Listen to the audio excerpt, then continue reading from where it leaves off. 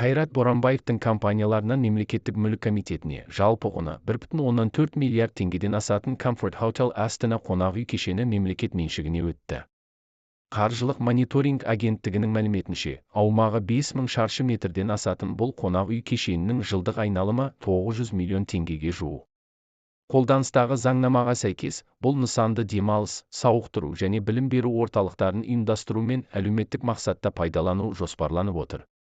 Бүгін орталық коммуникация қызметінде өтіп жатқан баспасөз мәслихатынан журналистердің бірі, Астана қаласының әкімі Жеңіс Қасымбекке олигарх Қайрат Боранбаев тергеумен келісіп мемлекетке кейбір активін мемлекетке қайтарды. Оның ішінде Comfort Hotel Астана қонақ үй кешені мен фитнес орталығы бар.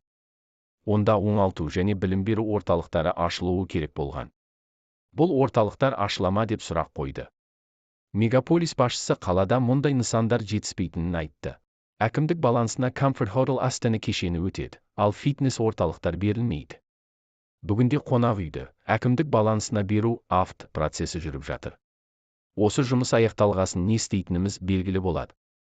Елордада осындай деңгейдегі қонақ үйлер жетіспейді. Бұл нысан әрі қарай жұмысын жалғастыруы мүмкін деді әкім.